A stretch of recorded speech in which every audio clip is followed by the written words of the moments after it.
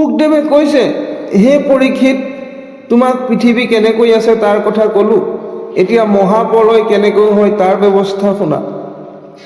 যেতিয়া ব্ৰহ্মাৰ 100 বছৰ পূৰ হয়, তেতিয়া ভগৱান হৰে ৰুদ্ৰ ৰূপ ধৰি গোটেই জগতখন সংহাৰ বা ধ্বংস কৰে। ব্ৰহ্মাৰ 100 বছৰ মানে আমাৰ বহু কোটি বছৰ। সেই ৰুদ্ৰ ৰূপৰ শৰীৰ কিমান তললৈ কিমান ওপৰলৈ গৈছে তাৰ কোনো হিচাপ নাই, ইমান বিশাল। তেওঁ ভ্ৰুকুটি কৰা খঙাল মুখখন দেখিলেই জীৱৰ প্ৰাণ উৰি যায়। মূৰৰ চুলি জটা বান্ধি আউল জাউল হৈ আছে, হাতত ত্ৰিশূল। এনে ভয়ংকৰ মূৰ্তি ধৰি তেওঁ সকলো প্ৰজাকে নাশ কৰে। ডিঙিত মানুহৰ মূৰৰ মালা পিন্ধি তেওঁ কিলকিলকৈ ভয়ংকৰকৈ হাঁহে। তেওঁৰ দুয়ো শাৰীত দাঁত পৰ্বতৰ শিখৰৰ দৰে ডাঙৰ ডাঙৰ। হাজাৰ হাজাৰ প্ৰজাক মুখত ভৰাই দাঁতেৰে মৰমৰকৈ মূৰবোৰ চুবাই থাকে। তেওঁ খোজৰ শব্দত স্বৰ্গবাসী দেৱতাবোৰো ভয়ত দূৰলৈ পলায়। তেওঁ ভৰিৰ এটা গছকতে ডাঙৰ ডাঙৰ পৰ্বতবোৰ গুৰি হৈ যায়। ত্ৰিপুৰাৰী শিৱই ভয়ংকৰ গৰ্জন কৰি দিগজ হাতীবোৰক খোচা মাৰি ওপৰলৈ তুলি নচুৱাই থাকে। তেওঁৰ গোটেই দেহা তেজেৰে লুতুৰি পুতুৰি হৈ আছে, মুখেৰে ঘূৰ শব্দ কৰি আছে। তেওঁ তিনিওটা চকু জ্বলি থকা জুইৰ দৰে জ্বলি আছে। তেওঁ যেতিয়া ভয়ংকৰ আত্ৰহাস কৰে, তেতিয়া বজ্ৰপাত পৰাৰ দৰে শব্দ হয়। স্বৰ্গ মৰ্ত্য পাতাল তিনিওখন লোক একেলগে কঁপিবলৈ ধৰে। এনেদৰে পৰম পৰাক্ৰমী হৰে জগত সংহাৰ কৰে। তেওঁ মৃত্যুৰো মৃত্যু, যমৰো মহাযম। এনেদৰে ৰুদ্ৰই যেতিয়া প্ৰজা সংহাৰ কৰি থাকে, তাৰ পিছত কেনেকৈ সম্পূৰ্ণ প্ৰলয় হয় শুনা। একেৰাহে 12 বছৰলৈ বৰষুণ নহয়, শস্য নগজে, প্ৰজাৰ সৃষ্টি নষ্ট হৈ যায়, খাবলৈ নাপায় মৰে। আকাশত 12টা সূৰ্যই একেলগে তাপ দিবলৈ ধৰে, লগতে বুকু ফাটি যোৱা শুকান শোষক বতাহ বলিবলৈ ধৰে। সূৰ্যৰ প্ৰখৰ ৰ'দত সাগৰৰ পানীও শুকাই যায়। গোটেই জগতখনক কাল আহি গ্ৰাস কৰিবলৈ ধৰে, অৰ্থাৎ শেষ হ'বলৈ ধৰে। যেতিয়া বায়ু আৰু সূৰ্য দুৰ্বল হৈ ৰ'ল, তেতিয়া তলত থকা অনন্ত নাগৰ মুখৰ পৰা জুই ওলাবলৈ ধৰিলে। অনন্তৰ হাজাৰখন মুখৰ পৰা বিষযুক্ত জুই ওলাবলৈ ধৰিলে। সেই জুয়ে পাতালকো পুৰি ওপৰলৈ উঠাই আনিলে। সেই জুই গোটেই 7খন পৃথিৱীত বিয়পি পৰিল। তাৰ পিছত তুলাত জুই লাগিলে যেনেকৈ চিট চিটকৈ পুৰে, তেনেকৈ 7খন স্বৰ্গকো পুৰিবলৈ ধৰিলে। সেই জুয়ে গোটেই ব্ৰহ্মাণ্ডখনক ভিতৰে বাহিৰে দহিলে। গোটেই ব্ৰহ্মাণ্ড তপত লোহাৰ দৰে ৰঙা হৈ জ্বলিবলৈ ধৰিল। জুইৰ কোবত ব্ৰহ্মাণ্ড ৰঙা হৈ পৰিল, দেখিবলৈ পুৰি যোৱা গোবৰৰ পিণ্ড এটাৰ দৰে হ'ল। গোটেই জগতখনক পুৰি যেতিয়া জুই শান্ত হ'ল, তেতিয়া একেৰাহে 12 বছৰ ধৰি ডাৱৰে বৰষুণ দিবলৈ ধৰিলে। চাৰিওফালে ভয়ংকৰ শব্দৰে বজ্ৰপাত পৰিবলৈ ধৰিলে। মেঘৰ গাজনি আৰু বিজুলীৰ চমক অবিৰতভাৱে হ'বলৈ ধৰিলে।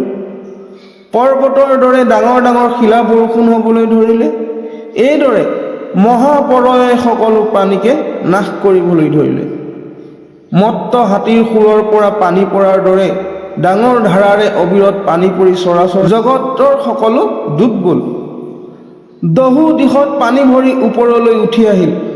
খন্তেকৰ ভিতৰতে গোটেই ব্ৰহ্মাণ্ডটো বুৰাই পেলালে।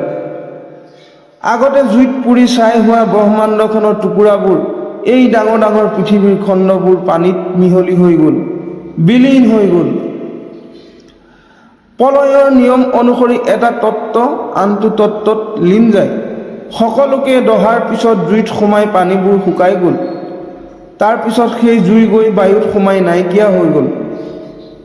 সেই মহাবায়ু গৈ মহা আকাশত লীন গ'ল, আৰু সেই আকাশ গৈ অহংকাৰ তত্ত্বত সোমাল। এই অহংকাৰ গৈ মহতত্ত্ব মানে বুদ্ধি তত্ত্বত লীন হ'ল, আৰু সেই মহত্ব বা বুদ্ধি পুনৰ প্ৰকৃতিত লীন হ'ল। শেষত সেই মহাপ্ৰকৃতিও পুৰুষ অৰ্থাৎ পৰম ব্ৰহ্ম ঈশ্বৰত লীন হৈ গ'ল। তেতিয়া পুৰুষৰ বাহিৰে আৰু একোৱেই নাথাকিল, কেৱল ঈশ্বৰহে থাকিল। তেতিয়া নাছিল পানী, নাছিল মাটি, নাছিল আকাশ, নাছিল বায়ু, নাছিল সূৰ্য পোহৰ, নাছিল গৰম ঠাণ্ডা, নাছিল 6 ঋতু, নাছিল ৰাতি দিন, গোটেই সংসাৰখন ঈশ্বৰতে লীন হৈ গ'ল। সেই পুৰুষজন প্ৰকৃতিৰো ঈশ্বৰ, তেওঁ স্বতন্ত্ৰ, নিজৰ অধীন, তেওঁ বাহিৰেও একো নাই, ভিতৰেও একো নাই, তেওঁৱেই সকলো। জগতৰ সকলো জীৱক তেওঁ নিজৰ পেটতে থৈ দিয়ে। তেতিয়া কেৱল ঈশ্বৰ কৃষ্ণহে প্ৰকাশ কৰি থাকে, আন একো নাথাকে। যিজনৰ আদি নাই, যিজন নিৰঞ্জন, মলি দুখ নাইকিয়া পৰম ব্ৰহ্ম, যিজন জ্ঞানময়, আনন্দময়, সত্য আৰু সনাতন, তেওঁ নিজৰ পদুমৰ দৰে চকু দুটা মুদি যোগ নিদ্ৰাৰ চলেৰে কেৱল নিজকে নিজেই চিন্তা কৰি অকলে থাকে। সৃষ্টিৰ আগত আৰু প্ৰলয়ৰ পিছত এয়াই অৱস্থা। সৃষ্টি লীলা আৰম্ভ কৰি এনেকৈ অকলে যোগনিদ্ৰাত অনেক হাজাৰ যুগ পাৰ হৈ গ'ল। তাৰপিছত ঈশ্বৰৰ মনত পুনৰ সৃষ্টি কৰাৰ ইচ্ছা জাগিল। ঈশ্বৰে ভাবিলে, মই অনাদি নিৰঞ্জন, অকলে আছোঁ। সৃষ্টি নাথাকিলে মোক শোভা নাপায়, মই অকলে থাকি কি কৰিম? 14 ভুৱনৰ সকলো জীৱক মই নিজৰ হৃদয়তে ঠাই দি ৰাখিছোঁ। প্ৰকৃতি দেৱেও মোৰ গৰ্ভতে লুকাই আছে। সেই প্ৰকৃতি এতিয়া জড় হৈ আছে, তাই চেতনা নাই, মইহে মহা চৈতন্য পুৰুষ নিৰঞ্জন। অকলে থাকি মই কি কাম কৰিম? মোৰ শৰীৰৰ পৰা সকলো জীৱ বাহিৰলৈ ওলাই আহক, মায়াৰ হাতত জগত প্ৰকাশ কৰাওঁ, এতিয়া মই সৃষ্টিলীলাৰ আনন্দ বিলাস কৰোঁ। এনেকৈ ভাবি অনন্ত ভগৱন্তই পদুমৰ দৰে চকু মেলি মায়ালৈ কেৰাহীকৈ চালে। তেওঁৰ সেই চাৱনিৰ লগে লগে জড় প্ৰকৃতিৰ মাজত জীৱ সঞ্চাৰ হ'ল। 8 গুণ তেজ বা শক্তি, 16 গুণ হৈ প্ৰাণবন্ত হৈ উঠিল, অৰ্থাৎ প্ৰকৃতি সজীৱ হৈ উঠিল। সৃষ্টি কৰিবলৈ ঈশ্বৰৰ ইচ্ছা হোৱা মাত্ৰকেই পুৰুষৰ গাৰ পৰা মহামায়া বাহিৰ হৈ আহিল। যিজনী অনাদি ৰূপিণী, ঈশ্বৰৰ আধা শৰীৰ স্বৰূপা, সেই মহামায়া সৃষ্টি ৰূপাৰী হিচাপে প্ৰকাশ হ'ল। তেওঁ পৰম সুন্দৰী দিব্য নাৰীৰ বেশত, তেওঁৰ এটা কেৰাহী চাৱনিতে গোটেই জগত মোহিত হৈ যায়।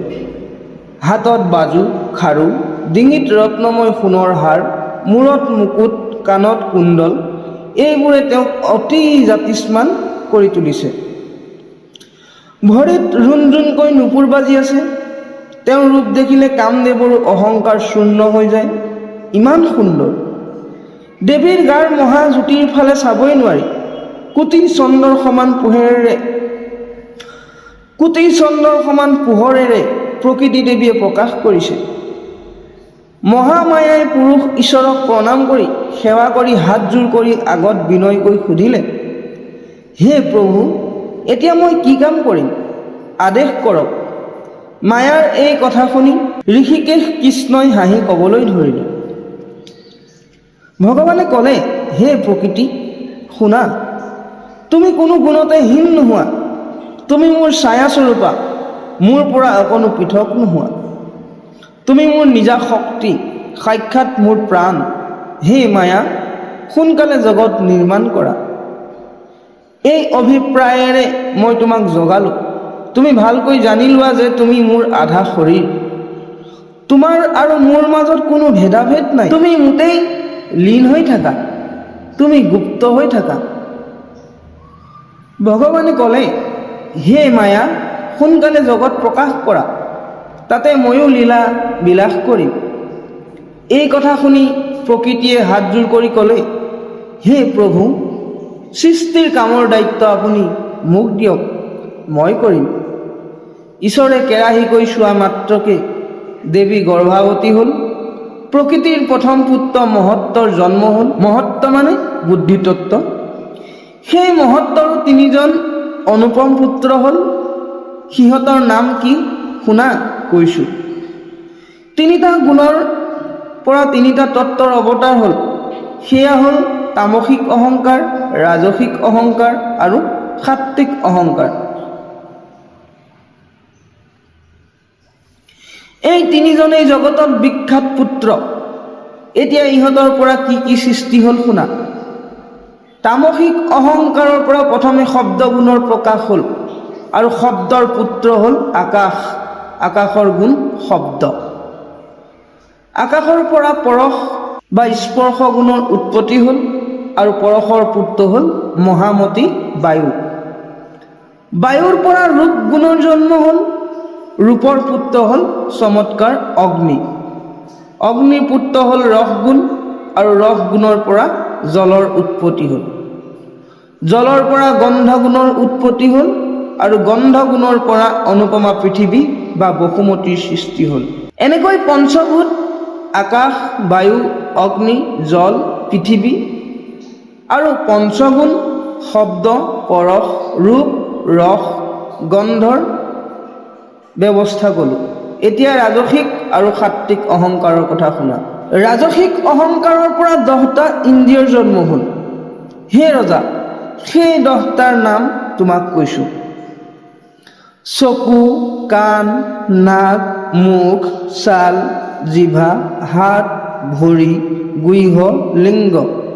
এই 10টাই বিখ্যাত 10 ইন্দ্ৰিয়।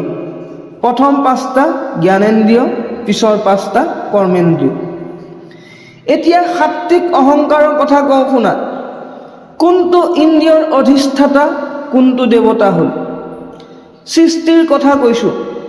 আন চিন্তা নকৰিবা। হে পৰীক্ষিত, ভিন্ন ভিন্নকৈ ভাগ কৰি কৈছোঁ শুনা। সাত্ত্বিক অহংকাৰৰ পৰা 10জন দেৱতাৰ উৎপত্তি হ'ল। বায়ু, অগ্নি, বিষ্ণু, ইন্দ্ৰ, দিশ, প্ৰজাপতি, অশ্বিনী কুমাৰ, মিত্ৰ, আদিত্য, বৰুণ। এই 10জন দেৱতা হ'ল শতগুণৰ পৰা হোৱা 10 ইন্দ্ৰিয়ৰ অধিষ্ঠাতা দেৱতা। চকুৰ অধিষ্ঠাতা হ'ল জ্যোতিময় সূৰ্য বা আদিত্য।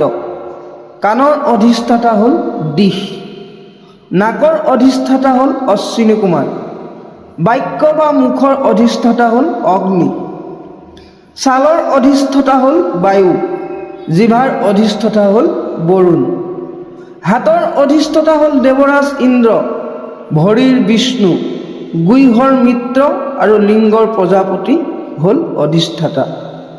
হৃদয়ত থাকি ভাল বেয়া কাম কৰোৱাই যি, সেই একেটা মনেৰে 4টা ৰূপ আছে। তাৰ নাম শুনা। মন, বুদ্ধি, অহংকাৰ আৰু চিত্ত। এই 4টা নামেৰে সেই একেটা অন্তঃকৰণেই জনাজাত হ'ল।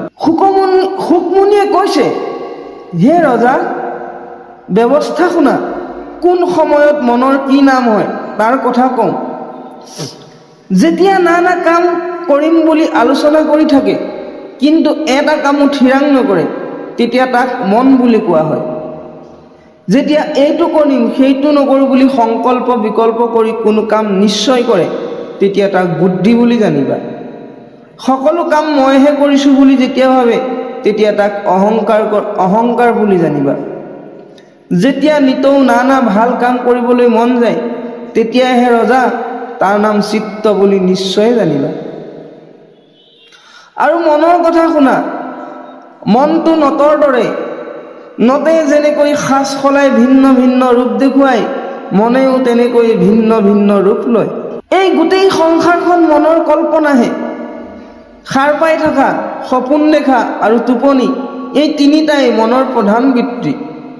সকলো প্ৰাণীৰ হৃদয়তে এই মন আছে আৰু সেই মনতে ঈশ্বৰৰ প্ৰতিবিম্ব পৰি আছে। সেইবাবেই জীৱ আৰু মন বেলেগ নহয় বুলি কোৱা হয়। যেনেকৈ জুইত পোৰা লোহা আৰু জুই একেই হৈ যায়, জীৱ আৰু মনো তেনেকৈ এক হৈ গৈছে। মনে দুখ পালে জীৱই কয় মই দুখ পাইছোঁ। মনে যলৈকে যায় জীৱই কয় মই গৈছোঁ। মনে যি কৰে জীৱই কয় মই কৰিছোঁ। মনৰ মৃত্যু হ'লে জীৱই কয় মই মৰিলোঁ। আচলতে আত্মাৰ মৃত্যুৰ নাই। যেনেকৈ পানী লৰিলে পানীত পৰা সূৰ্যৰ প্ৰতিবিম্বও লৰে, কিন্তু পানী স্থিৰ হ'লে প্ৰতিবিম্বও আগৰ দৰে স্থিৰ হৈ থাকে। যিজনে মনৰ কামবোৰক মোৰ কাম বুলি ভাবে, সেইকাৰণে জীৱ কৰ্মৰ বান্ধোনত বন্দী হৈ থাকে। আত্মাৰ সংগ পাইহে মন সচেতন হৈছে। জানিবা 14 ভুৱন মনৰ ভিতৰতে আছে, মনৰ বাহিৰত একো নাই। পাপ, পুণ্য, স্বৰ্গ, নৰক সকলো মনৰ সৃষ্টি। আপোন পৰ ভেদো মনেই কৰিছে। যিমান ইন্দ্ৰিয় আছে সকলো মনৰ অধীন। সিহঁতে ৰাতি দিন মনৰ আজ্ঞা পালন কৰি থাকে। জন্মও মনৰ পৰা, মৃত্যুও মনৰ পৰা বুলি জানিবা। মানুহৰ মুখ্য আৰু বন্ধন দুয়োটাৰে কাৰণ মনেই। যেতিয়ালৈকে মানুহে নানা দেৱতা, নানা ধৰ্ম মনৰ পৰা সৃষ্টি কৰি থাকে, তেতিয়ালৈকে জীৱ বন্দী হৈ থাকে, কৰ্মৰ বন্ধনৰ পৰা মুকলি নহয়। আৰু মনৰ কথা কওঁ শুনা। এই চাৰিটা মন, বুদ্ধি, অহংকাৰ, চিত্তৰ অধিষ্ঠাতা দেৱতা কোন কোন হ'ল? হে ৰজা, মনৰ অধিষ্ঠাতা হ'ল চন্দ্ৰ, বুদ্ধিৰ অধিষ্ঠাতা হ'ল সৃষ্টিকৰ্তা ব্ৰহ্মা, অহংকাৰৰ অধিষ্ঠাতা হ'ল ৰুদ্ৰ, চিত্তৰ অধিষ্ঠাতা হ'ল অনুপম বাসুদেৱ। যাৰ মনে একান্তভাৱে কৃষ্ণৰ শৰণ লৈছে, সি এই সংসাৰতে অনায়াসে মোক্ষ পায়। ইয়াৰ বাহিৰে আন ধৰ্ম নাই বুলি নিষ্ঠ কৰি জানি লোৱা। কৃষ্ণ কৃষ্ণ বুলিয়েই সংসাৰৰ পৰা তৰা যায়। এতিয়া মনক বশ কৰা হে বিদুৰ, কৃষ্ণৰ চৰণ চিন্তা কৰি সুখেৰে নিজৰ গতি সাধন কৰা।